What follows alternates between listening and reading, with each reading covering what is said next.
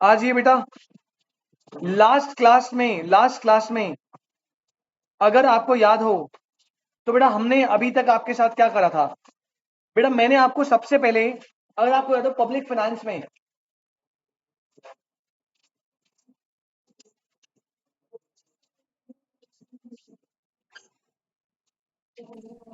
अगर आपको याद हो बेटा पब्लिक फाइनेंस में मैंने सबसे पहले आपको फिस्कल फंक्शन के बारे में पढ़ाया था। याद है बेटा आपको fiscal function given by Richard Musgrave, जिन्होंने आपको 3 फंक्शन दिए थे। पहला फंक्शन था एलोकेशन फंक्शन, जो कहता था भाई प्रॉपरली रिसोर्सेज को एलोकेट करो, एफिशिएंटली एलोकेट करो और ऐसे एलोकेट करो कि गुड्स का ओवर अंडर प्रोडक्शन होकर मार्केट फेलियर ना हो।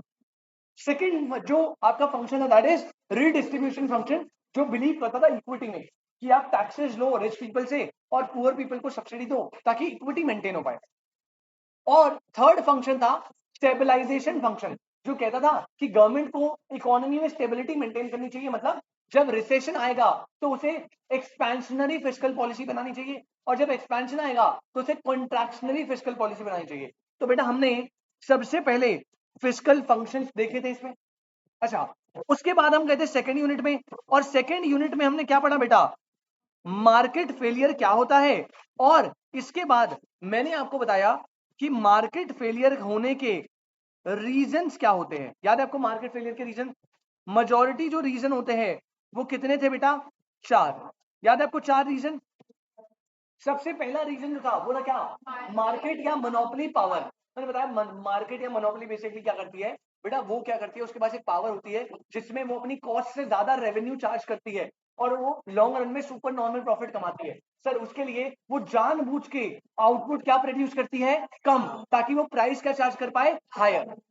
सेकेंड था बेटा एक्सटर्नैलिटीज। एक्सटर्नैलिटीज क्या बताया था, एक्सटर्नैलिटीज का मतलब था सर कोई भी बेनिफिट या फिर कॉस्ट, कोई भी बेनिफिट या फिर जो आप प्रोडक्शन या कंजम्पशन से सोसाइटी को दे रहे हो, कोई भी बेनिफिट या कॉस्ट जो आप प्रोडक्शन या कंजम्पशन से सोसाइटी को दे रहे हो। और ये एक्सटर्नैलिटी जो है इसको हम लोग इंक्लूड नहीं करते। मतलब अगर कोई एक्सटर्नल कॉस्ट हम सोसाइटी को दे रहे हैं तो हम उसे इंक्लूड नहीं करते, कोई एक्सटर्नल बेनिफिट दे रहे हैं हम उसे इंक्लूड नहीं करते। तो टेक्निकली एक्सटर्नैलिटीज ना इग्नोर हो जाती है। ये एक प्रॉब्लम थी मार्केट फेलियर की। बेटा थर्ड आपको याद है, थर्ड थे पब्लिक गुड्स। बता दे पब्लिक गुड्स क्या होते हैं, जो बेटा नॉन ड्राइवलर्स होते हैं, नॉन एक्सक्लूडेबल होते हैं, प्राइवेट प्रॉपर्टी का राइट नहीं होता, फ्री राइडर प्रॉब्लम होती है, इनमें सारे पब्लिक गुड्स बता दे। अब पब्लिक गुड्स में क्या होता है, क्योंकि पब्लिक गुड्स प्राइवेट सेक्टर को ज्यादा इंसेंटिव या प्रॉफिट नहीं देते, इसीलिए कोई भी प्राइवेट प्लेयर पब्लिक गुड्स को प्रोड्यूस करना पसंद नहीं करता। दैट्स व्हाई उनका क्या होता है, under production which leads to market failure. और लास्ट बेटा मैंने आपको अगली लास्ट क्लास में बताया था विच इज इंफॉर्मेशन फेलियर। मैंने बताया था कि लोगों को मार्केट में परफेक्ट नॉलेज नहीं होती बायर एंड सेलर को, और जनरली देखा गया है कि जो सेलर है उसे थोड़ी ज्यादा नॉलेज होती है अबाउट द प्रोडक्ट। इसे बोलते थे एसिमेट्रिक इन्फॉर्मेशन। याद है जब कॉन्ट्रैक्ट में एक पार्टी को ज्यादा इन्फॉर्मेशन होती है, अब उसकी वजह से प्रॉब्लम होती है, प्रॉब्लम ऑफ एडवर्स सिलेक्शन, और उसके चलते में होता है मोरल हैजार्ड। मोरल हैजार्ड में जब एक पार्टी को ज्यादा इंफॉर्मेशन होती है और दूसरी पार्टी को उसका लॉस बियर करना होता है, तो आप उस कमोडिटी को, उस गुड को गलत तरीके से यूज करते हो, रिस्की तरीके से यूज करते हो, क्योंकि आपको पता है कोई लॉस हो गया तो मैं थोड़ी इंश्योरेंस कंपनी देगी। This lead to moral hazard, और इससे भी मार्केट फेलियर होता है।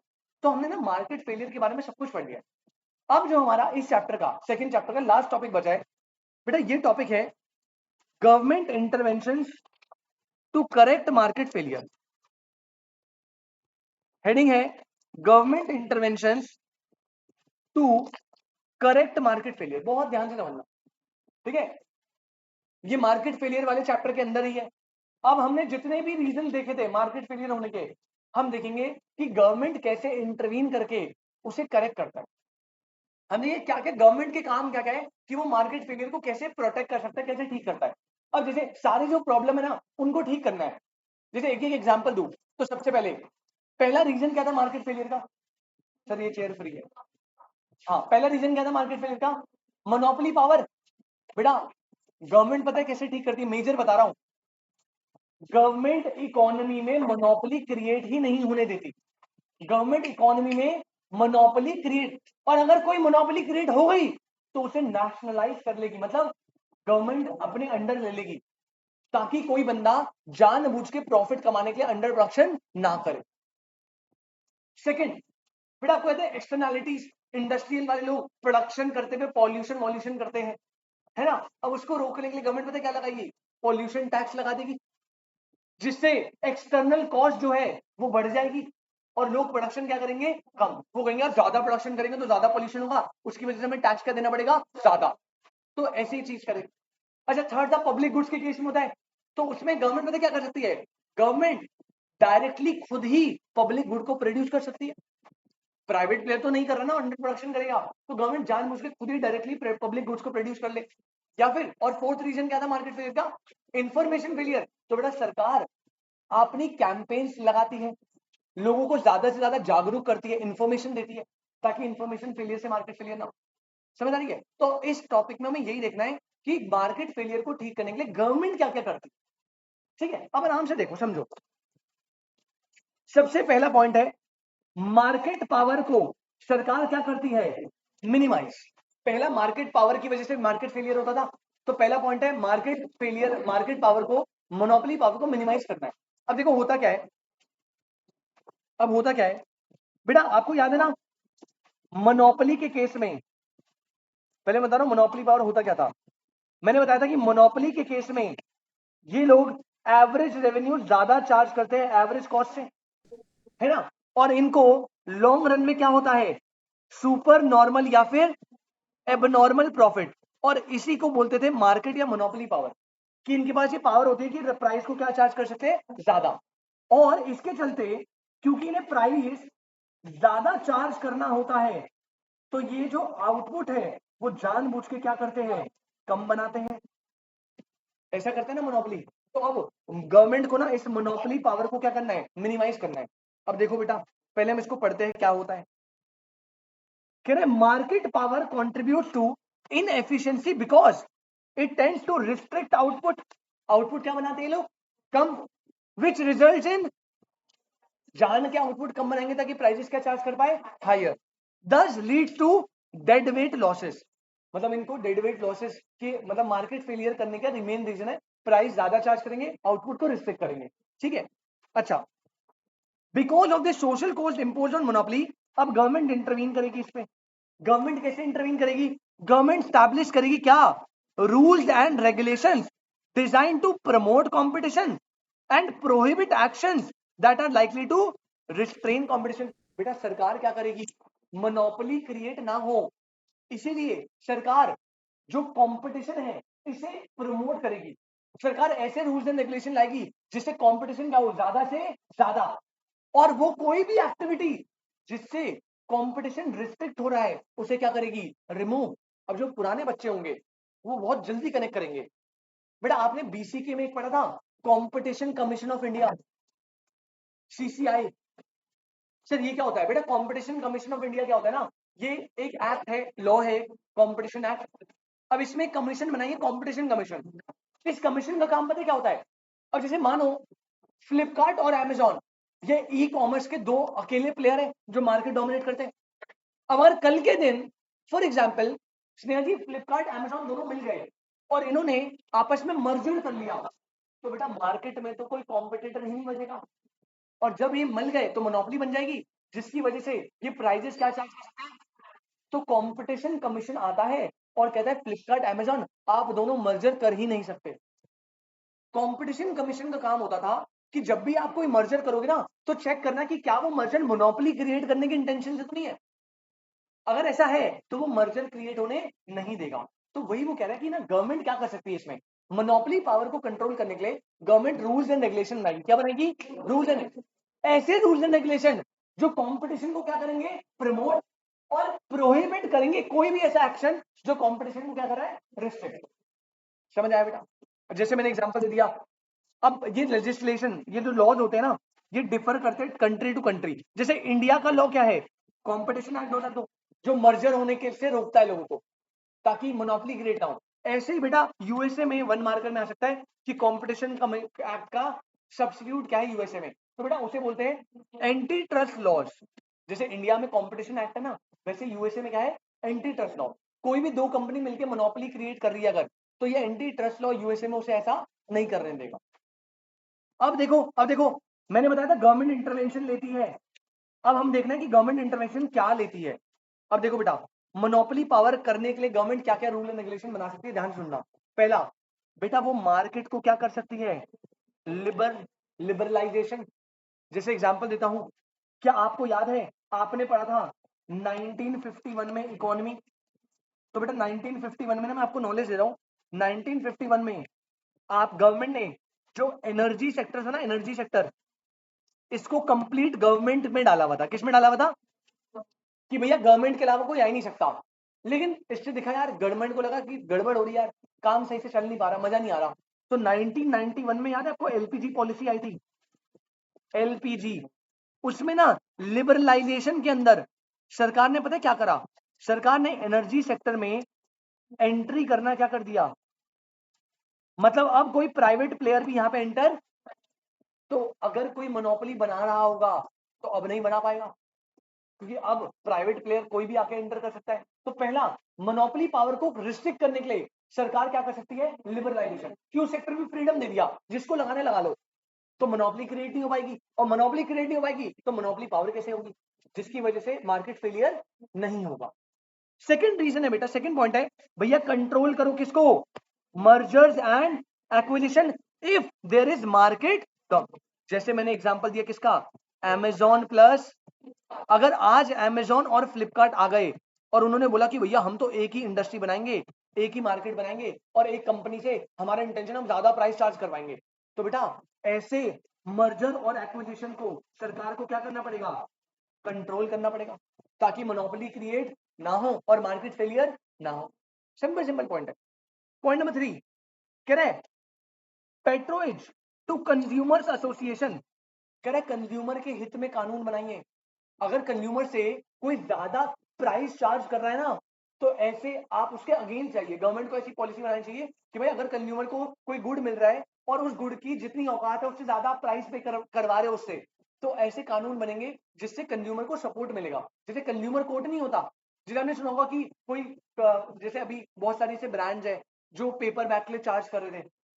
अभी रिसेंटली हुआ है, आपने सुना होगा शायद वेस्ट साइड ब्रांड, सुना है, मतलब काफी ब्रांड होते थे। तो एक बंदे ने क्या करा, एक बंदे ने शॉपिंग करी थी रिसेंटली, अभी सुप्रीम कोर्ट का केस है, 7 रुपए उससे चार्ज कर लिए पेपर बैग के, और वो बंदा सुप्रीम कोर्ट में केस डाल दिया।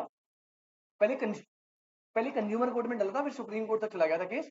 7 रुपए के लिए उसने केस डाल दिया कि इन्हें 7 रुपए चार्ज करे पेपर बैग के लिए। तो सुप्रीम कोर्ट की गाइडलाइंस है कि आपको कोई भी पेपर बैग के लिए चार्ज नहीं कर सकता। अब आप कहोगे सर हमसे तो करते कभी कभार, अगर पेपर बैग में उस ब्रांड का लोगो है तो आपसे चार्ज नहीं कर सकते वो। जितनी भी अब जब आप वेस्ट साइड या कहीं पे भी जाओगे तो उन्होंने paper bag, pure paper bag रख दिया है, प्लेन ब्राउन, तब वो आपसे पैसे चार्ज कर सकते हैं। लेकिन जैसे आप H&M चले जाओ या ज़ारा चले जाओ, वहां पे क्या है ना, वहां पे उनका लोगो डिजाइन होता है, उस केस में आपसे पेपर बैग का कोई पैसा नहीं लेते। तो वो कह रहा है अगर कंज्यूमर की एसोसिएशन है उन्हें प्रोटेक्ट करने के लिए काम करिए। अच्छा, और क्या बोल रहा है, कह रहा है भैया अगर कार्टलाइजेशन हो रही है, पता है कार्टल क्या होता है, ग्रुप बना के, लोग ग्रुप बना रहे हैं और ग्रुप बना के प्राइसिंग डिसाइड कर रहे हैं, तो उसके लिए क्या करिए, टफ इन्वेस्टिगेशन। कोई भी ऐसा कार्टल नहीं बनना चाहिए जो प्राइस को मैनिपुलेट करने के लिए बना, गड़बड़ हो जाएगी ना। तो अगर कार्टलाइजेशन हो रहा है और अनफेयर प्रैक्टिस हो रही है तो उसमें क्या करो, इन्वेस्टिगेशन करो। अच्छा, और क्या कर सकते हो बेटा, आप रिड्यूस कर दो क्या, इंपोर्ट कंट्रोल। अब देखो ध्यान से, ये क्या है सर, बेटा अगर आपने इंपोर्ट के जो कंट्रोल्स है उन्हें हटा दिया, इससे फायदा क्या होगा, इससे बाहर के प्लेयर आपकी डोमेस्टिक मार्केट में एंटर हो पाएंगे, जिससे फॉरेन कंपटीशन इंकरेज होगा। जैसे इंपोर्ट कंट्रोल होते हैं ना, इंपोर्ट पे टैक्स लगा दिया और चीजें कर दी, तो कह रहे हैं आप ना इंपोर्ट कंट्रोल को क्या कर दीजिए, रिड्यूस। इससे क्या होगा, इससे फॉरेन कंपटीशन क्या होगा, एनकरेज। फॉरेन कंपटीशन क्या होगा, एनकरेज होगा। और अगर आपकी डोमेस्टिक मार्केट में कोई मोनोपोली बन रही होगी तो वो मोनोपोली बन नहीं पाएगी, जिससे मार्केट फेलियर नहीं होगा। ठीक है, बहुत सिंपल पॉइंट है, आपको बस रीड करना है। पहला, मार्केट को क्या कर दो, लिबरलाइज, एंट्री फ्री छोड़ दो, कोई रिस्ट्रिक्शन मत लगाओ। सेकंड, मर्जर और एक्विजिशन पे क्या करिए, कंट्रोल्स लगाइए, अनफेयर कोई ना करे। थर्ड, कोई भी कंज्यूमर एसोसिएशन से कोई अनफेयर प्राइस चार्ज कर रहा है उस पर ध्यान दीजिए। फोर्थ, कार्टेलिज्म और अनफेयर प्रैक्टिसेस पे क्या करिए, टफ इन्वेस्टिगेशन। इंपोर्ट कंट्रोल्स पे क्या लगाइए, रिडक्शन, ताकि फॉरेन कॉम्पिटिटर इंडिया में ज्यादा से ज्यादा है और मोनोपोली फॉर्म ना हो पाए। नेक्स्ट क्या करिए, नेशनलाइजेशन। अरे भैया जहां पे भी लग रहा है कि मोनोपोली फॉर्म हो रही है उसे अपने अंडर ले लीजिए ना। नेशनलाइजेशन क्या होता है ना, गवर्नमेंट जबरदस्ती आपसे छीन लेती है। आप ऐसा कुछ समझो, तो मान लो मैंने एक ड्रग बनाया जो कैंसर को ठीक कर रहा है और मैं उसे हाई प्राइसेस पे बेच रहा हूँ। जैसे सरकार को पता लगा, सरकार लाएगी लॉ में चेंज और कहेगी भाई ये वाली जो कंपनी है ना इसे हम जबरदस्ती नेशनलाइज कर रहे हैं। मतलब मुझे जबरदस्ती कंपनी बेच के किसको देनी पड़ेगी, सरकार को। अब सरकार, जब सरकार कंपनी चलाती है क्या वो प्रॉफिट के लिए कमाती है, वो तो वेलफेयर के लिए चला रही है, तो क्या वो प्राइसेस हाई रखेगी, प्राइसेस लो रखेगी। तो नेक्स्ट तरीका क्या है मोनोपोली पावर को ठीक करने का, नेशनलाइजेशन कर दो, सरकार को बेच दो सामान। आगे आप एक और काम कर सकते हो which is what, price capping and price regulation. मतलब वो बोलेगा कि भाई गवर्नमेंट आई और गवर्नमेंट ने हमें पढ़ा होगा प्राइस सीलिंग प्राइस फ्लोरिंग। वो बोलेगा सरकार को भाई इससे ऊपर तुझे बेचना ही नहीं है कुछ भी हो, और इससे नीचे तुझे बेचना ही नहीं है कुछ भी हो। तो अगर आप प्राइस सीलिंग प्राइस कैपिंग कर दोगे तो क्या मोनोपोली अपना मन मर्जी का प्राइस चार्ज कर पाएगा, नहीं कर पाएगा। और लास्ट बेटा प्रॉफिट और rate of return regulation. Profit और रेट ऑफ रिटर्न रेगुलेशन, अब ये क्या है सर, देखो बेटा मान लो ये मोनोपोली है। अब मोनोपोली ने एक गुड बनाया जिसकी कॉस्ट पड़ी 100 रुपए, ये क्या है बेटा गुड की। अब गवर्नमेंट ने प्रॉफिट या रेट ऑफ रिटर्न पे क्या कर दिया,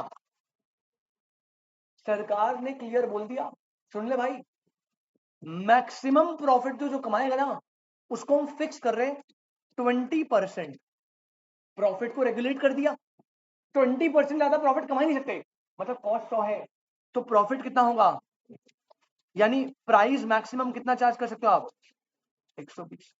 सर दोनों में डिफरेंस क्या बेटा, यहाँ ना डायरेक्टली गवर्नमेंट प्राइस को ही कैप करती है, यहाँ पे प्राइस कैप नहीं करती, यहाँ पे कहती क्या करती है, प्रॉफिट को कैप कर देती है कि प्रॉफिट बता दिया कि 20% प्रॉफिट कमाओगे, उससे ज्यादा कमा नहीं सकते। तो टेक्निकली उसने प्राइस को सेट कर दिया, अब मोनोपोली पावर होगी नहीं। समझ आया, ये बेटा पहला पॉइंट था, खत्म पहला पॉइंट। फिर से रिपीट करा, गवर्नमेंट इंटरवेंशन हम पढ़ रहे हैं, मार्केट फेलियर को कैसे ठीक करेगी। पहला ठीक करने का तरीका है मोनोपोली पावर को क्या करो, मिनिमाइज। मोनोपोली पावर को क्या करो, मिनिमाइज। मिनिमाइज करने के तरीके क्या है, ध्यान से सुनना। पहला, मार्केट को क्या करो, फ्रीडम दो। जितना फ्रीडम दोगे उतने लोग एंटर होंगे और मोनोपोली कम से कम होगा। सेकेंड पॉइंट, मर्जर एक्विजिशन पे क्या लगाओ, कंट्रोल। ठीक है। थर्ड, कंज्यूमर एसोसिएशन को एनकरेज करो, कोई भी अनफेयर प्राइस चार्ज हो रहा है तो उसे रोको। फोर्थ, क्वार्टरलिज्म और अनफेयर प्रैक्टिसेस पे क्या करो, टफ इन्वेस्टिगेशन लगाओ। इंपोर्ट पे क्या करो, रिडक्शन करो ताकि फॉरेन कंपटीशन इंडिया में आए और मोनोपोली क्रिएट ना हो पाए। नेक्स्ट पॉइंट क्या करो, अगर मोनोपोली फॉर्म होती दिख रही है गवर्नमेंट उसे अपने अंडर ले लो, बात खत्म। Next, price capping price regulation लगाइए और प्रॉफिट पे भी आप रेगुलेशन लगा सकते हैं। तो ये सारे तरीके हैं। आई होप बेटा यहां तक कोई दिक्कत नहीं है, ठीक है। बस आपको रीड करना है, कोई दिक्कत नहीं है। इस चैप्टर की मेन इंपॉर्टेंस इंटर में होती थी जब लिखना होता था, तब ना बड़ा लेंदी चैप्टर है, बहुत सारी थ्योरी, बच्चों की ना हालत खराब हो जाती थी। अब अच्छी बात है अपने को लिखना ही है। आपको क्वेश्चन आएगा कि मार्केट फेलियर को ठीक करने के लिए मोनोपोली पावर में क्या क्या स्टेप ले सकते हो, तो आपको इनमें से स्टेप देखने कौन से हैं कौन से नहीं। अच्छा, मार्केट फेलियर होने का सेकंड रीजन क्या था, मार्केट फेलियर होने का सेकंड रीजन क्या था बेटा। तो अब अगला हेडिंग आ गया, करेक्ट एक्सटर्नैलिटीज। नेक्स्ट हेडिंग क्या है बेटा, भैया एक्सटर्नैलिटी गड़बड़ होती थी तो अब उसे करेक्ट करेंगे। अब करेक्ट कैसे करना है, उसके लिए दो केस। पहला, government intervention to correct negative externality, और दूसरा, government intervention to correct positive externality. दो केस है अलग अलग।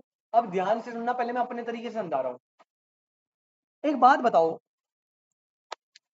एक बात बताओ बड़ी सिंपल सी, क्या आपको पता है नेगेटिव एक्सटर्नैलिटी में प्रॉब्लम क्या थी,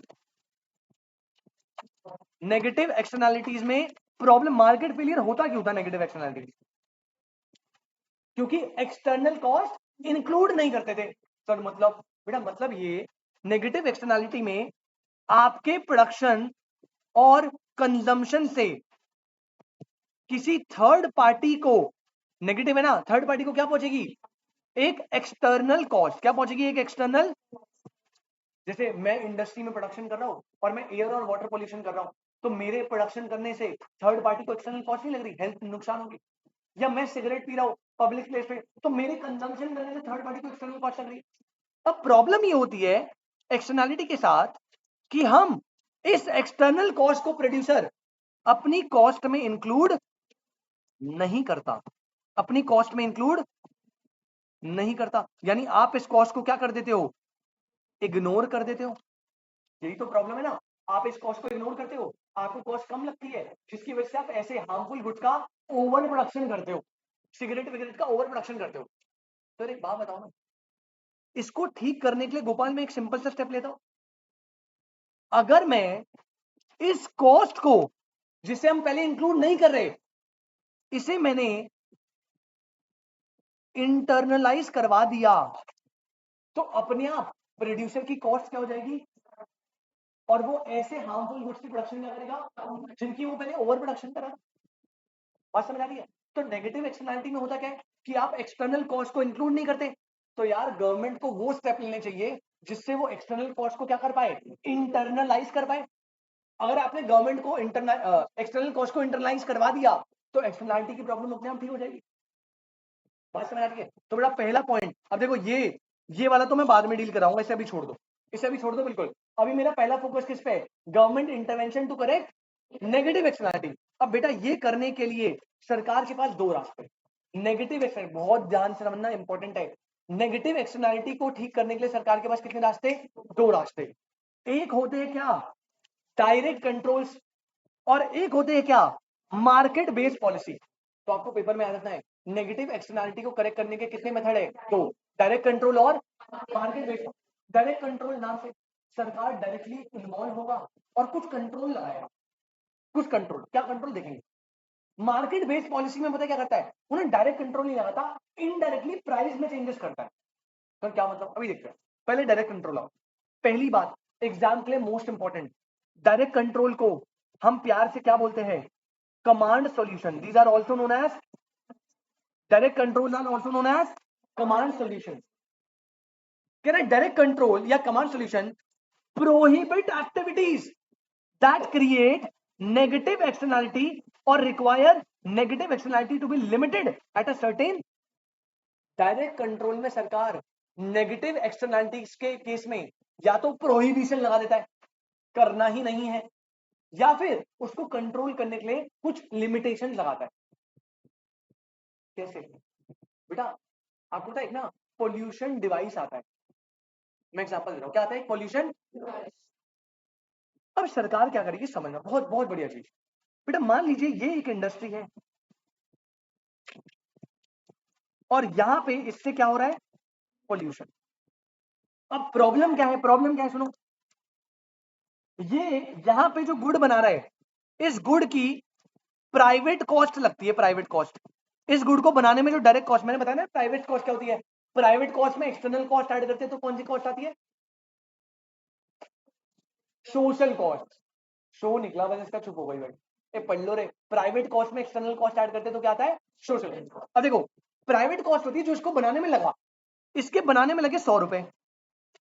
अब ये जो पॉल्यूशन हो रहा है बेटा, इस पॉल्यूशन की भी तो एक एक्सटर्नल कॉस्ट है, पॉल्यूशन की एक्सटर्नल कॉस्ट है। मान लो ये एक्सटर्नल कॉस्ट हमने मेजर करी, और ये एक्सटर्नल कॉस्ट जो है ना, ये आई 20 रुपए, कितनी आई, तो इस गुड़ को बनाने की जो टोटल सोशल कॉस्ट है, सोशल कॉस्ट क्या होती है, प्राइवेट प्लस एक्सटर्नल, वो कितनी है। लेकिन जब ये कैलकुलेशन करेगा तो ये प्राइवेट कॉस्ट को तो कंसिडर करेगा, लेकिन एक्सटर्नल कॉस्ट को कंसिडर, तो गुड की कॉस्ट एक्चुअली 120 होनी थी, लेकिन ये कितनी ले रहा है, क्योंकि गया 20 रुपए मेरी जेब से थोड़ी जा रहे हैं, जिसके फेफड़े खराब हो रहे होते हैं मरे, मेरा तो प्रॉफिट हो रहा है ना, ये ऐसा कह रहा है। और गवर्नमेंट का बेटा इधर आ, गवर्नमेंट ने लगाया डायरेक्ट कंट्रोल या कमांड सॉल्यूशन। पता है गवर्नमेंट ने क्या करा, गवर्नमेंट ने कहा बेटा देख, एक ना डिवाइस आता है, डिवाइस लॉ बना दिया गवर्नमेंट ने, हर इंडस्ट्री को पॉल्यूशन कंट्रोल डिवाइस लगाना ही पड़ेगा। अब मुझे नहीं पता आपको कितनी नॉलेज है, ये डिवाइस ना बेटा इस चिमनी में लगता है, ये डिवाइस जो है ना वो इस चिमनी में ऐसे करके लगता है, पूरा डिवाइस लग गया। अब इस डिवाइस से क्या होता है ना, जो पॉल्यूशन ऊपर जा रहा होता है वो थोड़ा प्योरीफाई हो जाता है, थोड़ा बहुत, जो हार्मफुल, मतलब इससे हीट निकलती है, बहुत सारे तरीके होते हैं, तो जो हार्मफुल सब्सटेंस होते हैं ना उन्हें बर्न कर देता है निकलने से पहले ही। तो जो पोल्यूशन निकलता है ऑब्वियसली पोल्यूशन बिल्कुल प्योर तो नहीं होगा, लेकिन कंपेरेटिवली क्या होता है, बहुत डाइल्यूट होता है, तो वो हार्मफुल कम होता है थोड़ा। ठीक है, अब इसने कहा भाई ये ना आप एक काम करो, हम लॉ बना रहे हर बंदे को, हर इंडस्ट्री को ये पोल्यूशन कंट्रोल डिवाइस लगाना क्या है, मैंडेटरी। अब एक बात बताओ, जब ये पोल्यूशन कंट्रोल डिवाइस लगाएंगे तो बेटा क्या डिवाइस फ्री में आएगा, उसके लिए आपको क्या देनी पड़ेगी, कॉस्ट। गवर्नमेंट ने कहा ले बेटा 20 रुपए की कॉस्ट लगेगी इसमें। अब अब आप प्राइवेट कॉस्ट लगा रहे थे 100, और पोल्यूशन डिवाइस पे कितने खर्चे, अगर आपने अब तो जेब से पैसा गया तो आप इस 20 रुपए को कंसिडर करोगे, और आप टोटल कॉस्ट कितनी लोगे, कॉस्ट बढ़ गई तो प्रोडक्शन क्या करोगे, थोड़ा कम करोगे। इससे बोलते हैं डायरेक्ट कंट्रोल। समझ आया, समझ आया कैसे रिस्ट्रिक्ट कर रही है, कैसे इंटरवीन कर रही है। तो बेटा देखो डायरेक्ट कंट्रोल के बारे में पहले समझाया। डायरेक्ट कंट्रोल क्या होते हैं, जो प्रोहिबिट कर देते हैं activity that create negative externality, या प्रोहिबिट करने की जगह क्या कर देते हैं, लिमिट। जैसे पोल्यूशन कंट्रोल डिवाइस है, ये प्रोहिबिट करेगा, लिमिट करेगा, लिमिट करेगा। जिसे पोल्यूशन करना है वो तो भाई करेगा ही, तो ये लिमिटेड कर देता है। अच्छा अब देखो क्या क्या है, 3 पॉइंट है बस, 3 पॉइंट खत्म। नहीं डायरेक्ट कंट्रोल, अच्छा नीचे भी है सॉरी, 3 पॉइंट। पहले देखो क्या क्या है। पॉइंट है पहला डायरेक्ट कंट्रोल के अंदर, limiting amount of pollutants release into water and air by firms और make it mandatory to use pollution control device. सरकार जो है वो वाटर और एयर में पॉल्यूटेंट का अमाउंट फिक्स कर देगा, वो कहेगा एक साल में 100 यूनिट पॉल्यूशन से ज्यादा आप कर ही नहीं सकते, या तो ऐसे कर दे, ये भी एक तरीका है, या फिर वो मैंडेटरी कर देगा, क्या लगाना, पॉल्यूशन कंट्रोल डिवाइस मैंडेटरी कर देगा। अच्छा और दूसरा तरीका और क्या है, sir production use sale of some commodities can be banned, जैसे स्मोकिंग एट पब्लिक प्लेस। बेटा स्मोकिंग एट पब्लिक प्लेस में क्या रखा है, बैन रखा है ना, तो जैसे ही आप स्मोकिंग करोगे तो आपका 1000 रुपए का चालान कट गया। अब वो आपकी कॉस्ट तो लग रही है, डायरेक्टली लग रही है, तो अब आप उस एक्सटर्नल कॉस्ट को क्या कर लोगे, इंटरनलाइज कर रहे हो, यार फाइन कट जाएगा, सिगरेट मत पी। समझ आ रहा है, तो सेकंड आप ये कर सकते हो कि production use sale of some commodities like this smoking, इसको क्या कर सकते हो, बैन कर सकते हो, ये एक डायरेक्ट कंट्रोल है। और क्या है, आप लॉ पास कर सकते हो, pass laws to alleviate effects of negative externality, जैसे इन्वायरमेंटल प्रोटेक्शन एक्ट 1986 लॉज बने हुए हैं ताकि मैं इन्वायरमेंट को प्रोटेक्ट कर पाऊं। तो these are the direct control, these are the direct. ठीक है, और इन्हें क्या बोलते हैं, एक और नाम क्या था, कमांड सॉल्यूशंस। ठीक है, अच्छा डायरेक्ट कंट्रोल में कुछ बातें और भी लिखी है बेटा, एक बार देख लेते हैं फटाफट। ये डायरेक्ट कंट्रोल के अंदर ही है, कह रहा है गवर्नमेंट थ्रू लेजिस्लेशन, लेजिस्लेशन मतलब क्या, एक्ट, कह रहा है fix emission standard which are legal limit, which is a legal limit on how much pollutants if can firmer emit. इसका मतलब सरकार ने बोला एक मंथ में आप मैक्सिमम 100 यूनिट पॉल्यूशन को डिस्चार्ज कर सकते हो। इसका मतलब अगर आपने इस लिमिट से ज्यादा करा तो आपको क्या लगा देंगे, पेनल्टीज लगा देंगे। तो गवर्नमेंट लेजिस्लेशन के थ्रू एक एक पोल्यूशन एमिशन का स्टैंडर्ड सेट कर सकता है, और अगर किसी इंडस्ट्री ने इसे ब्रेक करा तो उसे क्या लगेगी, पेनल्टी लगेगी। एक मिनट, ऑनलाइन वाले बच्चे बेटा मीटिंग को रिज्वाइन करो जल्दी से। मेरा बस एक रिक्वेस्ट है आपसे, जैसे ही चैप्टर खत्म होगा ना, आप नोट्स बना रहे हो प्रॉपर्ली टाइम से, इसके नोट्स पूरे एंड रखना, क्योंकि थर्ड यूनिट जो है ना वो पूरी मैं अपने हैंड रिटन नोट से करवाऊंगा। थर्ड यूनिट पे न्यूमेरिकल वगैरह है, जो थर्ड यूनिट है गवर्नमेंट बजट वाली, वो पूरी मैं अपने हैंड रिटन नोट से कराऊंगा। तो उसके लिए प्लीज डन रखना, 2 के चैप्टर नोट डनो। थर्ड वाली हम वैसे करेंगे और फोर्थ हम ऐसे ही नोट से करेंगे, उसमें भी थ्योरी है दोबारा से। तो बस कोश मैंने अभी तक टिल डेट सारे नोट्स भेज दिए ना आपको, कुछ बचा तो नहीं है ना, बस तो ये वाले भी आपको मिल जाएंगे आज ही। हाँ जी, एक सिंगल पीडीएफ में, चल वैसे 2-3 ही पीडीएफ, चल मैं भेज दूंगा, एक बार मैसेज कर दो यार।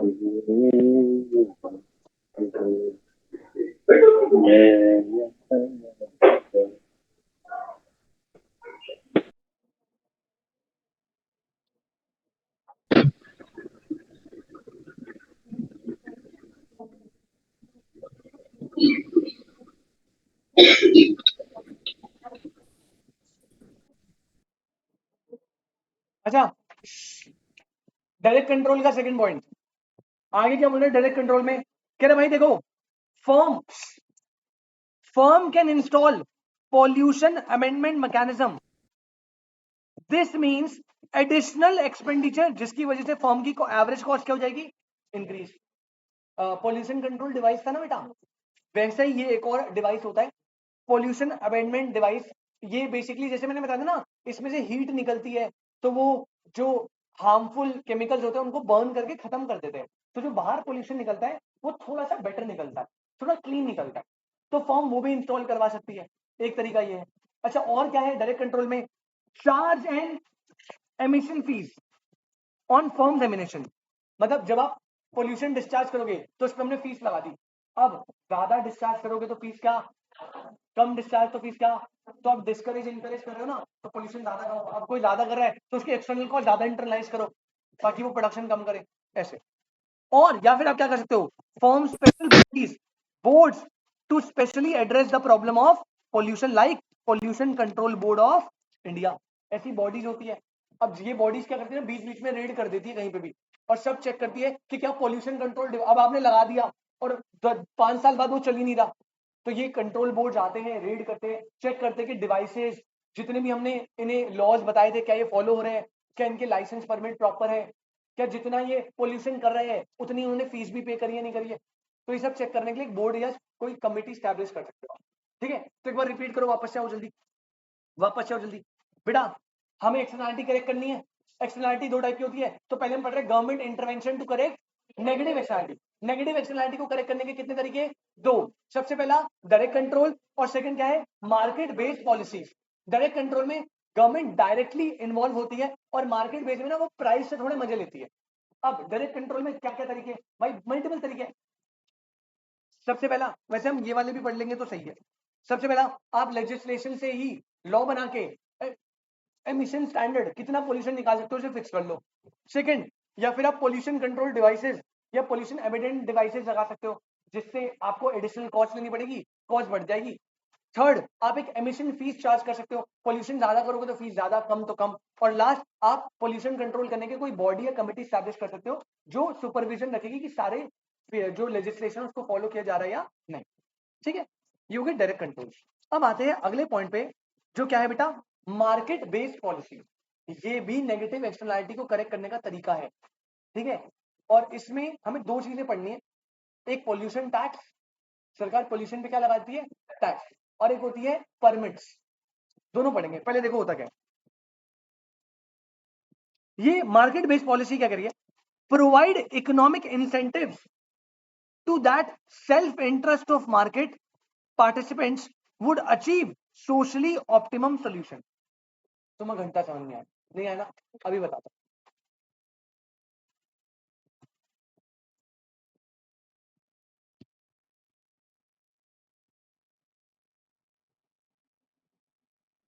देखो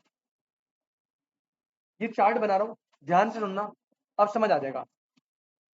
बेटा अगर आपको, सुनो सुनो शांति से, अगर आपको करेक्ट करनी है क्या, नेगेटिव एक्सटर्नैलिटीज करेक्ट करनी है क्या, तो सरकार के पास कितने ऑप्शन है, दो ऑप्शन। पहले मैं ये दो ऑप्शन बना देता हूं। सबसे पहला ऑप्शन, देखो आपको ना एमसीक्यू आना है तो आप चाहो तो नोट्स को इस तरीके से भी बना सकते हो, राइट। वो तो मैंने फटाफट बनाए हैं, तो मैंने तो सारी चीजें पॉइंट एक एक थ्योरी बेस्ड करा है ताकि आप रीड करो तो आपको अच्छे से समझ आए। लेकिन हम ना समझने के बाद इसे ऐसे समरी में भी बना सकते हो चार्ट में। पहला क्या था, पहला था डायरेक्ट कंट्रोल्स। पहला क्या था, also known as command solution, इन्हें क्या बोलते हैं, कमांड सॉल्यूशन। ओके जी। बेटा दूसरा क्या है, मार्केट बेस्ड पॉलिसीज। अब ये पॉलिसीज क्या होती है समझना। बेटा मार्केट बेस्ड पॉलिसी में ना हम प्रोड्यूसर को प्राइस में इंसेंटिव या डिसेंटिव देते हैं, इंसेंटिव या, सर ये क्या होता है अब समझो। इसमें मैंने आपको बताया दो पार्ट थे, इसमें कितने पार्ट थे बेटा, मार्केट बेस्ड पॉलिसी में दो पार्ट, कौन कौन से, एक होता है पॉल्यूशन टैक्स पहला कौन सा होता है, और दूसरा होता है tradable emission permit. Tradable emission permit गिरा, अभी आपको समझाऊंगा क्या होता है ट्रेडेबल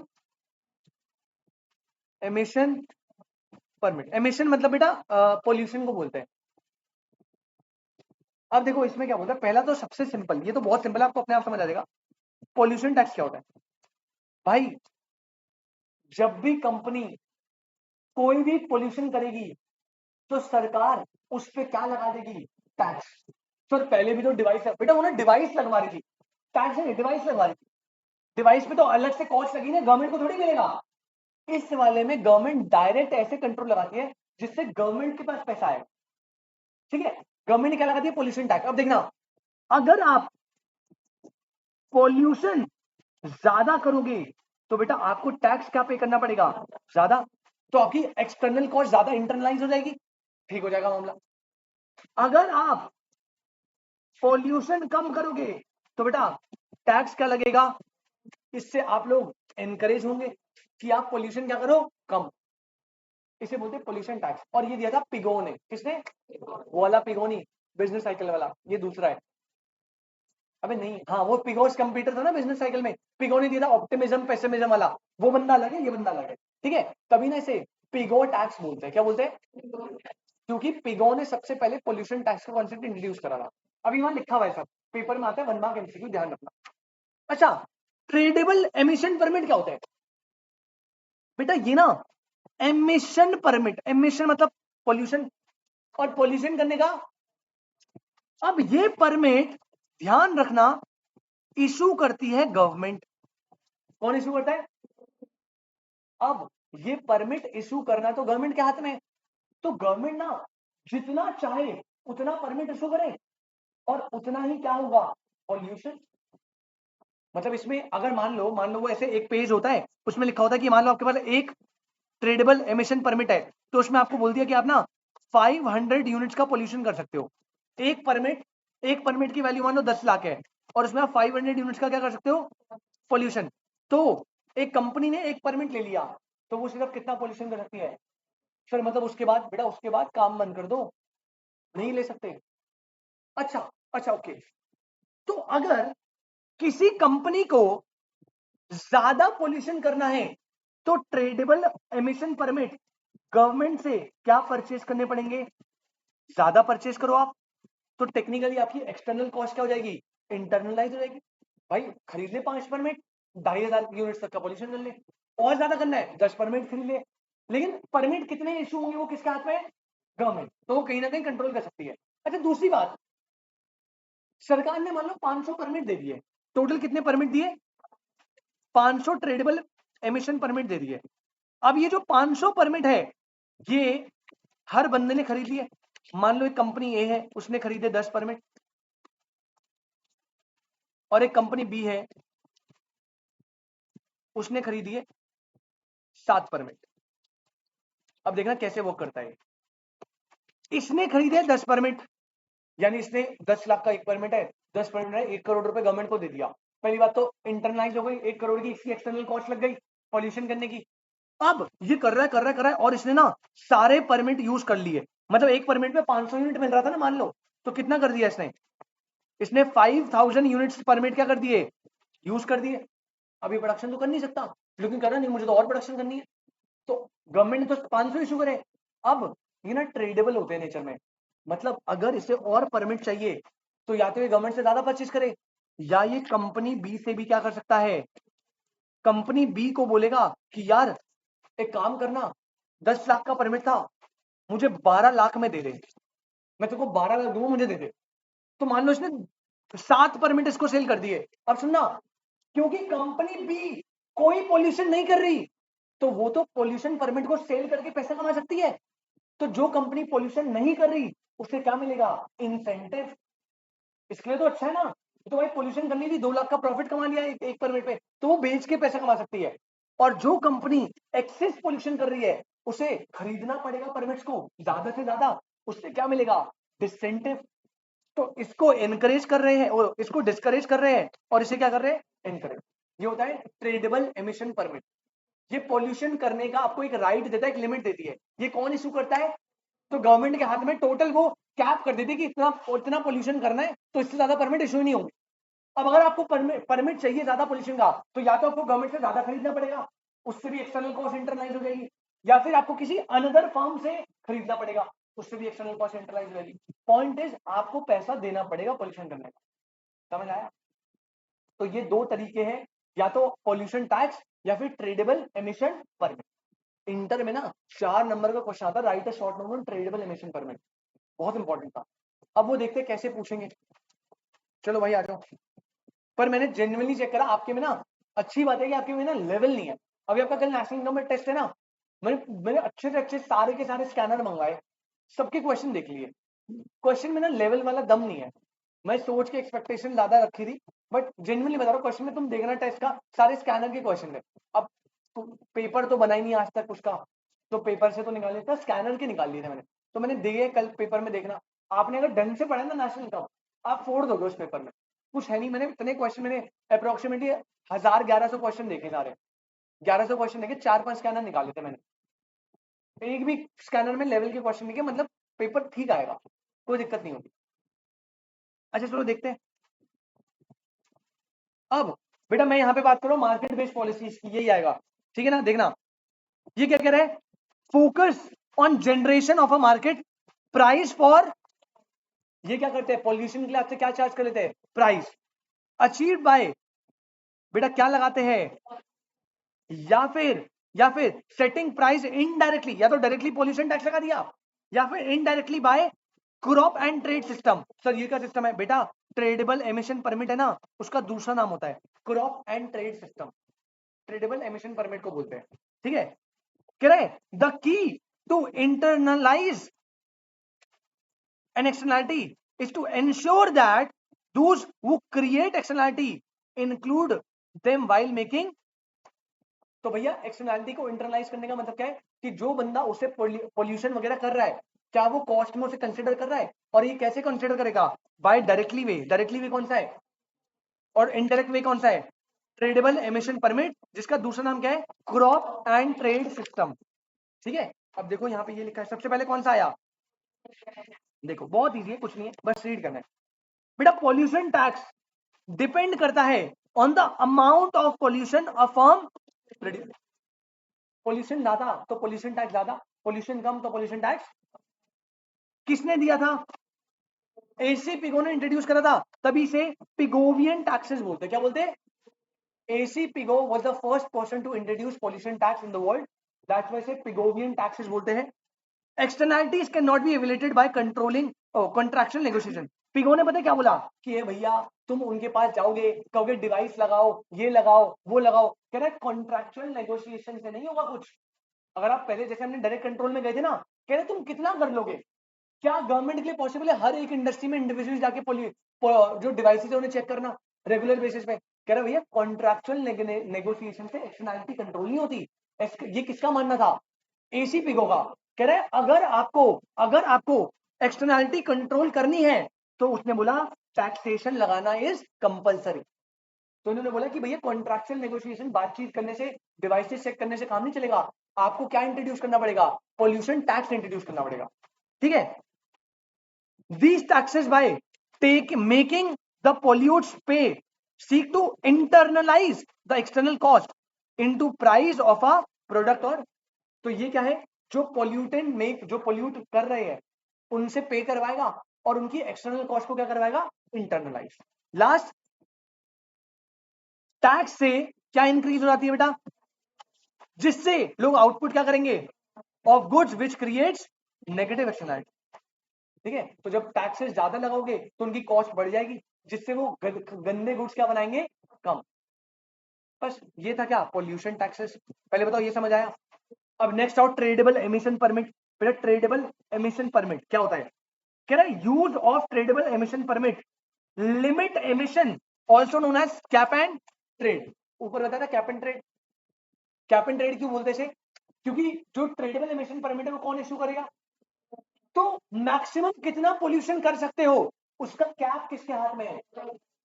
मान लो एक परमिट में 100 यूनिट है, और सरकार ने 10 परमिट इशू करे तो मैक्सिमम इस साल पोल्यूशन कितना होगा 1000, उससे ऊपर हो नहीं सकता। तो वो ना कैप एंड ट्रेड सिस्टम कर देते हैं, एक मैक्सिमम मिनिमम लिमिट पता लग जाती है, उसके ऊपर हो नहीं सकता। अब वैसे बोलने वाली बात है, अगर कोई कर भी देगा गवर्नमेंट कहाँ जाएगी बताओ, किसी को पकड़ थोड़ी लेगी, इतनी सारी इंडस्ट्री है। ये चीज है। हाँ जी बेटा, cap and trade, cap and trade crop लिखा था क्या? नहीं नहीं गलती से उठा हुआ, आर नहीं बेटे, कटा हुआ, ये कटा हुआ है, कैप एंड ट्रेड है। ठीक है, use of trade emission permit to limit emission is also known as cap and trade. A tradable permit ये एक तरह का क्या होता है, that allows company to release a unit of pollution into environment over some period of time. तो वो बोलेगा कैसा होता है ये, मतलब ये एग्रीमेंट टाइप का होता है, लाइसेंस मिलता है आपको, ऐसे डॉक्यूमेंट मिलेगा, उसमें बोलेगा एक्स लिमिटेड ये एक परमिट परचेज करा है जिससे 200 यूनिट्स ये पॉल्यूशन कर सकते हैं फॉर नेक्स्ट 3 मंथ्स, ऐसा लिखा होता है इसमें, ऑनलाइन देखोगे मिल जाएगा। तो मतलब 3 महीने, आने वाले 3 महीने में ये कंपनी कितना पोल्यूशन कर सकती है। अगर इसे ज्यादा करना है तो इसे परमिशन क्या लेने पड़ेंगे ज्यादा, तो इसकी एक्सटर्नल कॉस्ट इंटरनल हो जाएगी, या तो गवर्नमेंट से ले ले, या अगर गवर्नमेंट, तो अब गवर्नमेंट क्या करती है, गवर्नमेंट एक साथ इशू करती है इकट्ठे एक लिमिट, तो आप दूसरी फॉर्म से फिर आपको महंगे में खरीदना पड़ेगा। तो आपके तरीके जैसे आपको ठीक लग रहा है। अच्छा देखो क्या कह रहा है, bye issuing a fixed number of permit government determine total level of pollution that can be legally emitted during each period. यानी कैप लगा दी सरकार के हाथ में ना परमिट इशू करना, अब उसने number of permit fix issue करे 10, तो भाई उसे पता लग गया ना कि इस बार इस साल मैक्सिमम जो कैप होगी पोल्यूशन में वो कितनी होगी, इतना यूनिट होगी, बट ये ना लीगली बोला हुआ है। देखो इंडस्ट्रियल लेवल पे काम कैसे होता है वो आपको भी पता है, मुझे भी पता है, ठीक है। ऊपर लेवल पे लोग हो सकता है बिना बताए ज्यादा कर रहे हैं, या करप्शन ब्यूरोक्रेसी इतना है कि ऊपर से पैसे दे दिए, जो बंदा आया चेक करने उसे पैसे दे दिए और उसने भी अपनी रिपोर्ट पे लिख दिया, ऐसी भी सिचुएशन हो सकती है। बट लीगली आपको पता लग जाता है कि इससे ज्यादा तो नहीं होगा, इलीगली क्या हो रहा है पता नहीं।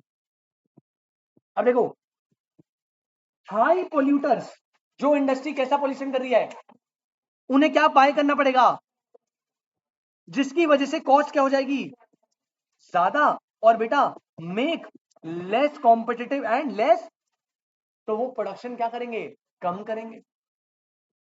The low polluters receive extra revenues from selling trade. बेटा अगर मैं पोल्यूशन नहीं कर रहा और मेरे पास 10 परमिट से मैंने 2 यूज करे, तो मैं बाकी के 8 परमिट क्या करूंगा, एक्स्ट्रा रेवेन्यू कमा पाऊंगा ना, तो मुझे तो बेनिफिट मिल रहा है। तो ये एनकरेज करती है लो पोल्यूटर्स को और डिस्करेज करती है हाई पोल्यूटर्स को। अच्छा अब ट्रेडिशिव इनकी एमिशन परमिट की एडवांटेज डिसएडवांटेज। सबसे पहले एडवांटेजेस, पहले एडवांटेजेस देखो, क्वेश्चन आ जाएगा इनमें से कौन सा टीईपी का एडवांटेज नहीं है। सबसे पहला बेटा ये क्या अलाउ करता है, और ये रिवॉर्ड करता है किसको, अगर आप पॉल्यूशन कम करोगे तो आपको रिवॉर्ड कर रहा था ना, आप बेच के रेवेन्यू चार्ज कर सकते हो ज्यादा। स्ट्रॉन्ग इंसेंटिव टू रिड्यूस, जो पॉल्यूशन कम करेगा उसको फ्लेक्सिबिलिटी एफिशिएंसी और इंसेंटिव देता है ये मेथड। दूसरा कैप लगाने से एक क्लियर अपर लिमिट मिल जाती है on quantity of pollution that में बी जनरेटेड। जब आप कैप लगाओगे तो सरकार को पता है ना मैक्सिमम इतना ही पोल्यूशन हो पाएगा, तो ये एक बढ़िया पॉइंट है। Next market for permit enables a clear price for pollution, आपको एक क्लियर प्राइस फॉर पोल्यूशन मिल जाएगा, ठीक है, परमिट के प्राइसेस से। Price of permit increase over time by reducing number of, अगर सरकार को लग रहा है कि यार अब ना पोल्यूशन ज्यादा हो रहा है कम करना है, तो ना परमिट इशू क्या करेगी कम, और परमिट का पर परमिट का प्राइस क्या चार्ज करेगी ज्यादा, तो लोग डिस्करेज होंगे खरीदने के लिए, पोल्यूशन नहीं कर पाएंगे। तो कंट्रोल गवर्नमेंट के हाथ में है, बेनिफिट तो तभी है। और ये एडमिनिस्ट्रेटिवली चीप होता है, सिंपल टू इंप्लीमेंट होता है, मतलब जैसे पोल्यूशन टैक्स वगैरह है ना वो थोड़ा सा कॉम्प्लिकेटेड हो जाता है कि वो किस लेवल पे लगाए क्या लगाए, बड़े पंगे होते हैं, तो थोड़ा सा सिंपल इंप्लीमेंटेशन होती है, जल्दी हो जाता है। और provide strong incentives for innovation to control. अब जब आपको परमिट खरीदने पड़ेंगे महंगे महंगे, तो बेटा आप क्या इनोवेशन लगाओगे कि यार हम ना कुछ ऐसा करते हैं जिससे पोल्यूशन क्या हो कम हो, जितना पोल्यूशन कम होगा उतना परमिट हमें क्या परचेस करना पड़ेगा, कॉस्ट कम लगेगी, तो ये इनोवेशन को भी हेल्प करता है। तो ये टीईपी के एडवांटेजेस है। सॉरी मैम, नहीं नहीं कुछ नहीं।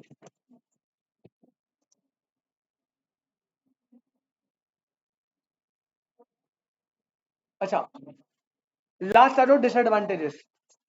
बस खत्म हो गया बेटा, बस खत्म हो गया, रुक जाओ थोड़ा सा पेशेंस बस। लास्ट आ जाओ डिसएडवांटेजेस। बस ये, इसके बाद एक पॉजिटिव वाला बचा, एक पेज है पॉजिटिव में, उसके बाद मेरिट डीमेरिट अगली क्लास में कराऊंगा, अगली क्लास में सेकंड चैप्टर खत्म। डिसएडवांटेजेस पहला, अभी बात बताओ याशिका जी, ट्रेडेबल एमिशन परमिट आपने इशू कर दिया, क्या उससे मेन प्रॉब्लम सॉल्व हो रही है? भाई पॉल्यूशन तो फिर भी हो रहा है ना।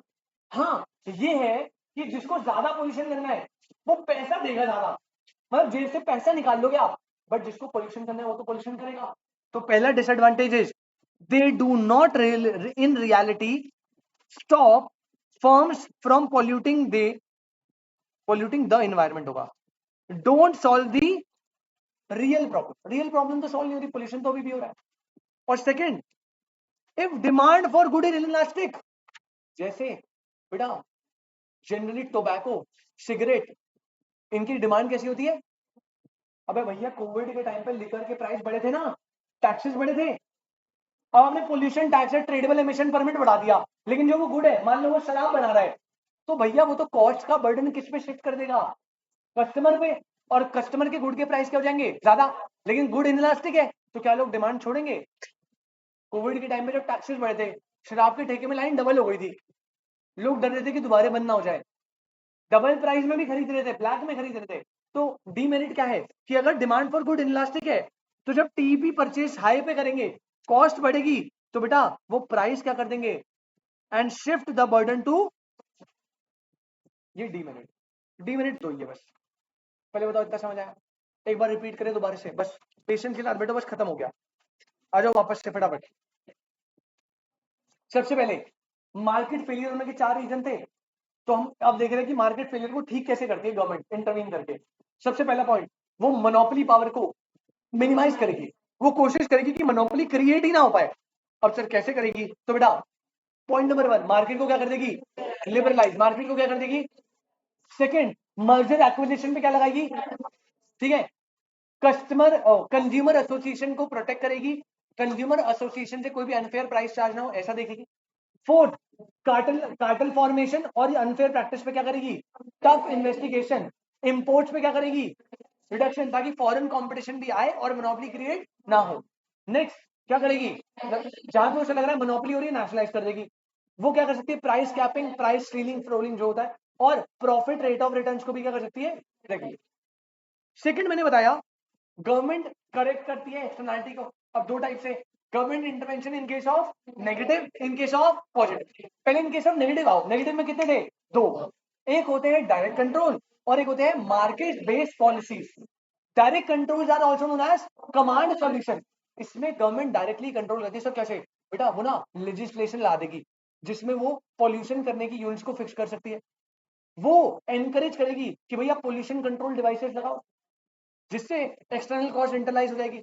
वो एमिशन की फीस चार्ज कर सकती है, मैं टैक्स नहीं बोल रहा, फीस चार्ज कर सकती है, ये भी कर सकती है। ऐसे तरीके, ये डायरेक्ट कंट्रोल है। अच्छा, मार्केट बेस्ड पॉलिसी, बेटा मार्केट बेस्ड पॉलिसी में कितने पॉइंट थे? 2। आरएन कितने पॉइंट थे? एक था पोल्यूशन टैक्स और एक था tradable emission permit. Market based में सबसे पहले पोल्यूशन टैक्स। बेटा पोल्यूशन टैक्स क्या बोलता है? पहली बात, ये कौन लेकर आया था? एसी पिगो, पिगोवियन टैक्स भी बोलते हैं इसे। इनमें किनका मानना था भैया? कॉन्ट्रैक्चुअल नेगोशिएशन, बातचीत करोगे, डिवाइस लगाओ, ये लगाओ, इससे कुछ नहीं होगा। अगर पोल्यूशन कंट्रोल करना है तो क्या दबाओ? टैक्स दबाओ, लगा लगा के लगाओ, जितना लगा सकते हो, तभी कंट्रोल हो पाएगा भैया। ये एसी पिगो का मानना था। तो एसी पिगो ने बोला जितना ज्यादा पोल्यूशन करोगे उतना ज्यादा पोल्यूशन टैक्स, ताकि कॉस्ट क्या हो? ज्यादा इंटरनलाइज, और आप प्रोडक्शन क्या करो? कम। जितना कम टैक्स, जितना कम पोल्यूशन करोगे उतना कम टैक्स, तो आप एनकरेज होंगे पोल्यूशन कम ही करोगे। ठीक है। अच्छा, इसी में सेकंड पॉइंट, ट्रेडेबल एमिसेबल परमिट। अब ट्रेडेबल एमिशन परमिट क्या है? बेटा ये एक तरह का लाइसेंस है जो एक साल में या कुछ पीरियड ऑफ टाइम में कितना पोल्यूशन हो सकता है उसका एक लाइसेंस है। ये लाइसेंस कौन इशू करता है? गवर्नमेंट। तो ये एक सेट नंबर ऑफ लाइसेंस होते हैं जिससे आप एक कैप लगा देते हो कि इससे ऊपर तो लीगली कोई एमिशन कर ही नहीं सकता। इलीगली कर दो कोई दिक्कत नहीं है, बट लीगली तो नहीं कर सकते। क्लियर? दूसरी बात, इसे बोलते हैं कैप वाला सिस्टम। क्या है? क्या बोलते हैं? Cap and cap and trade system, cap and trade system बोलते हैं। इसके एडवांटेजेस डिसएडवांटेज है। एडवांटेजेस हमने बहुत सारी देखी, लेकिन डिसएडवांटेजेस मेन दो ही है। तो ये एडवांटेज है और ये डिसएडवांटेज, ठीक है। अब आते हैं लास्ट पॉइंट। बेटा इसमें कुछ भी नहीं है, इसमें आपको ज्यादा कुछ समझना नहीं है। ये वाला पार्ट आपके सिलेबस में नहीं है, ये मैंने एक्स्ट्रा लिख दिया था। मतलब आप ये देख सकते हो, ये मत देखना, ये मत देखना, ये कैलकुलेशन तुम्हारे सिलेबस में नहीं था, ये इंटर में था, बट मैंने लिख दिया था गलती से। अभी कट नहीं सकता था तो मैंने यहां से काट दिया, ठीक है ना। जब आज नोट करोगे तो देख के नोट करना, ये वाला मत नोट कर लेना गलती से। अब देखो अगला last topic, government intervention to correct. Negative में तो समझ गए, direct control, market based policy, pollution tax, tradable, emissible, permit. अब पॉजिटिव में क्या होता है, तो आपको बेटा बेटा पॉजिटिव एक्सटर्नलिटी दो टाइप की होती है। एक होती है पॉजिटिव, जिसमें आपके कंजम्पशन करने से आप सोसाइटी को एक्सटर्नल बेनिफिट दे रहे हो। जैसे आपको याद है, अगर आप एजुकेशन लोगे तो आप कंजम्पशन कर रहे हो और आगे जाके आप बेनिफिट दोगे सोसाइटी को। जो गया क्या, जो गया पॉजिटिव कंजम्पशन। आपने आज कोविड का टीका लगा लिया, बूस्टर लगा लिया, तो आपको कोविड से आप आगे सोसाइटी को बेनिफिट दोगे। अब आगे किसी को कोविड फैलेगा नहीं आपसे, एक पॉजिटिव कंजम्पशन। अच्छा, जैसे एजुकेशन, प्रिवेंटिव वैक्सीनेशन, ये इसके एग्जांपल हो गए। अब पॉजिटिव प्रोडक्शन एक्सटर्नलिटी, बेटा पॉजिटिव प्रोडक्शन एक्सटर्नलिटी मतलब क्या, आपके प्रोडक्शन करने से किसी और को क्या मिल रहा है, बेनिफिट मिल रहा है। ये थोड़ा रेयर होता है, ऐसा ज्यादा होता नहीं है, लेकिन इसमें कैसे होता है, मैंने बताया था रिलायंस में आप एक काम कर रहे थे, रिलायंस वालों ने आपकी स्किल्स को इंक्रीज करा और आपने जॉब छोड़ के चले गए टाटा में। तो उसके जब रिलायंस ने आपकी प्रोडक्शन करी, स्किल्स डाली आप में, उस प्रोडक्शन से टाटा में आप अच्छे से स्किलफुली काम कर पाओगे। तो दिस इज प्रोडक्शन, ओ पॉजिटिव प्रोडक्शन एक्सटर्नलिटी। तो ये इसकी एग्जांपल है, ठीक है। अब बोल क्या रहा है समझो, कह रहे positive externality leads to market failure. क्यों, because if left to the market there will be less than optimal output. बेटा मतलब कोई भी क्या पॉजिटिव एक्सटर्नलिटी वाला काम करना चाहेगा, क्योंकि आप एक्सटर्नल बेनिफिट तो मिलता नहीं है। इन केसेस में आपको बेनिफिट क्या मिलता था, कम। तो टेक्निकली जो ऑप्टिमम लेवल है ना, ये गुड्स ऑप्टिमल लेवल से क्या प्रोड्यूस होते हैं, जैसे पब्लिक पार्क। अब पब्लिक पार्क है, पब्लिक पार्क एक पॉजिटिव एक्सटर्नलिटी है। अगर मैंने पब्लिक पार्क बनाया तो बेटा उससे हेल्थ एनवायरमेंट सबको बेनिफिट मिलेगा। लेकिन आप बताओ, आपने कभी सुना है किसी बंदे ने पब्लिक पार्क बनाया? कोई नहीं बनाता, बहुत रेयर बनाते हैं। तो टेक्निकली ऐसे गुड्स की ना प्रोडक्शन ऑप्टिमम लेवल से हमेशा कम ही होती है। आगे बढ़ रहा है, if in a free market without government intervention, in goods का क्या होता है, अंडर कंजम्पशन, या फिर अरे अगर तुम्हें किसी ने बताया ही नहीं तो क्या तुम कोविड का टीका लगाने जाओगे? तुम में से कितने बच्चे जो कोविड का टीका जो था वो पेड में लगाया, फ्री में? अबे घंटा कोई नहीं जाएगा 1000 रुपए में। एक तो मेरे सुई लगेगी, ऊपर से मैं ही 1000 रुपए दूं, और किसके बेनिफिट के लिए, दूसरों के बेनिफिट के लिए। कोई नहीं लगाता, सबने फ्री में लगाया, ठीक है। तो यहाँ पे फ्री में लग रहा था ना। कुछ लोग थे जो एडिशनली भाई अब अमीर होंगे उनका पता नहीं, बट जनरली तो भाई फ्री में लगवा रहे थे। मैं तो पता नहीं कितने महीने तक लगाया नहीं था, मैंने कहा देख लेंगे जो होगा। अपना इम्यून सिस्टम बढ़िया ना, मोमोज खा खा के स्ट्रॉन्ग कर रखा है सारा मामला, कोई दिक्कत नहीं होती, चटनी वटनी सब पचा लेते हैं। तो मैंने कहा देख लेंगे, जब तक घर में खुद ना है बोलने की शर्त लगा लो प्लीज, तब तक लगवाया नहीं मैंने। तो क्या बोल रहा है, कह रहा अगर आपने फ्री मार्केट रख दी विदाउट गवर्नमेंट इंटरवेंशन, तो बेटा पॉजिटिव एक्सटर्नलिटी का प्रोडक्शन कैसा होगा, अंडर प्रोडक्शन होगा। नहीं करते लोग। आ जाओ। अब इनके लिए, इसको करने के लिए गवर्नमेंट क्या करेगी बेटा, बड़ा सिंपल है। गवर्नमेंट में government intervention to correct positive, बता रहा हूं, ये है मेन आंसर, ये है। गवर्नमेंट में attempt to solve the problem, कैसे बेटा, वो सब्सिडीज देगी किसको, जो पॉजिटिव एक्सटर्नलिटी के प्रोड्यूसर है उन्हें क्या मिलेगी, सब्सिडी, ताकि उन वो ऐसे गुड्स की सप्लाई क्या करे, ज्यादा से ज्यादा। अब मैंने किसी को मैं बेनिफिट दे रहा हूं, मैंने बोला जो प्रोड्यूसर पब्लिक पार्क लगाएगा उसे टैक्स में 10% छूट, ऐसे बेनिफिट दूंगा तभी तो लोग लगाएंगे ना। तो पहला, आप प्रोड्यूसर्स को क्या दो, ज्यादा से ज्यादा सब्सिडी, ताकि वो ऐसे गुड्स की क्या करें, सप्लाई। जिनसे पॉजिटिव एक्सटर्नैलिटी मिलती है। दूसरा, जो कंज्यूमर है उसे भी क्या दो, सब्सिडी, ताकि वो ऐसे गुड्स की डिमांड क्या करे। अब आप बताओ, अगर कोविड का टीका पैसों में होता तो नहीं लगाते ना, अब सरकार ने उस पर 100% सब्सिडी दी, तभी तो आप लगवाने जा रहे थे। तो क्या बोल रहा है, कह रहा है जो पॉजिटिव एक्सटर्नैलिटी के प्रोड्यूसर है उन्हें सब्सिडी दो ताकि ऐसे गुड्स की सप्लाई ज्यादा करें, और जो पॉजिटिव एक्सटर्नैलिटी के कंज्यूमर्स है उन्हें भी सब्सिडी दो ताकि वो ऐसे गुड्स की डिमांड ज्यादा करें। बस ये तरीका है government intervention to correct positive externality. ये समझ आया आपको? तो बेटा आज हमने दो करेक्शन देखी। पहला, मार्केट पावर को मिनिमाइज करना कैसे हो सीखा, और government intervention to correct negative externality and to correct positive. एक बार रिपीट करो तो नेगेटिव में 2 पॉइंट है, डायरेक्ट कंट्रोल्स और ट्रेड और सॉरी मार्केट बेस्ड पॉलिसी। इन्हें बोलते हैं कमांड सॉल्यूशंस। इन्हें क्या बोलते थे, कमांड सॉल्यूशन। इसमें वही फिक्स करना है, लेजिस्लेटिव लगा दो, फीस लगा दो एमिशन की, पॉल्यूशन डिवाइस लगा दो, ये सब था। ट्रेड इधर मार्केट बेस्ड पॉलिसी में 2 थे, एक तो पॉल्यूशन टैक्स जिसे पिगोवियन टैक्स बोलते हैं, एसी पिगो लाया था, और दूसरा क्या था, ट्रेडेबल एमिसेबल परमिट जिसे क्या बोलते थे, कैप एंड ट्रेड सिस्टम। ठीक है, और दूसरा government intervention to correct positive externality. इसमें प्रोड्यूसर को सब्सिडी ज्यादा दो, सप्लाई ज्यादा करें, कंज्यूमर को भी सब्सिडी ज्यादा दो ताकि डिमांड ज्यादा। That's it for today. अगली क्लास में हम मेरिट डीमेरिट गुड और पब्लिक गुड देखेंगे, और उसके बाद हमारी आएगी इंफॉर्मेशन वाला पॉइंट, चैप्टर हो जाएगा खत्म। ये चैप्टर नंबर 2 चल रहा है अभी आपकी बुक का। मैम अगली क्लास खत्म हो जाएगा चैप्टर नंबर 2। 3 यूनिट 3 में हैंड रिटन कराऊंगा, उसमें 2-3 क्लास लगेगी। यूनिट 4 1-2 क्लास छोटा है। चलो भाई, ये चैप्टर बड़ा है, काफी बड़ा है। ठीक है, बस बेटा एक रिक्वेस्ट है, आज के नोट्स यहां तक प्लीज कंप्लीट करना। मैं ये पूरा पीडीएफ भेज दूंगा, इसका आगे का भी भेज दूंगा, नोट कर लेना, बढ़िया है।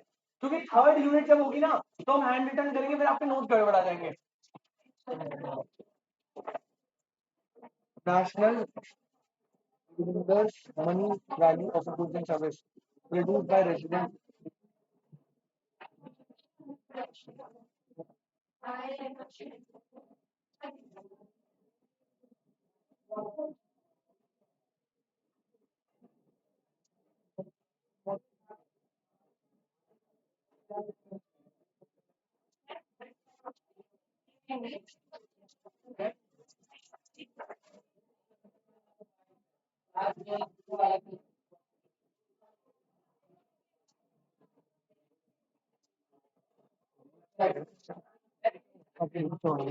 ये क्या वर्ड है?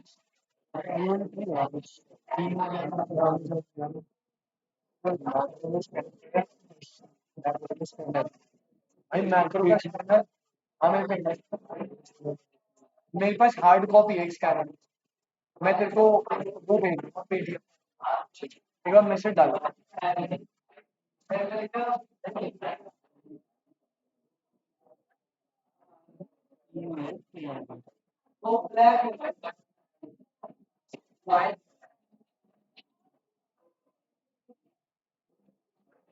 भाई कहाँ का क्वेश्चन यार, मेरा क्वेश्चन बहुत है भाई, कुछ स्पेलिंग मिस्टेक है, कोई वर्ड ही नहीं आ रहा। वही मेरे को भी लग रहा था कि इसमें कुछ है ही नहीं। आंसर के इन्होंने फाइनल दिया हुआ है क्या? हाँ, फाइनल दिया हुआ है। हाँ, बट ये वर्ड में ही है, ये वर्ड में मिस्टेक है। ये यहाँ पे इतना तो बोल दिया कि जो money value of goods and service जो रेजिडेंट ले रहे हैं फाइनल गुड्स होते हैं, लेकिन यहाँ पे ना ये क्वेश्चन गलत है। ये वर्ड ऐसा कुछ वर्ड ही नहीं होता। वो तो मुझे पढ़ के मुझे समझ नहीं आया क्या होता है। इनके ना आंसर बहुत गलत है यार। आंसर भी गलत है, जब मैंने टेक्निकल इनके बहुत सारे क्वेश्चन में मिस्टेक है और बहुत सारे आंसर इन्होंने अलग लिखे हुए मॉड्यूल पे। जैसे तुमने शायद बेस ईयर पूछा था, बेस ईयर 10 ईयर का होता है जीडीपी में, और ये 5 ईयर लिखा था, गलत है, 10 ईयर होता है।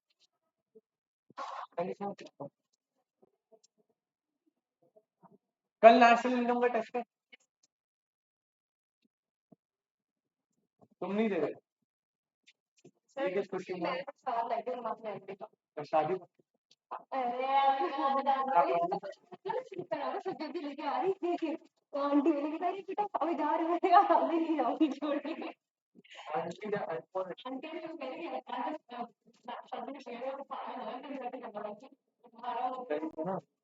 शादी वादी कर लो, मिठाई मिठाई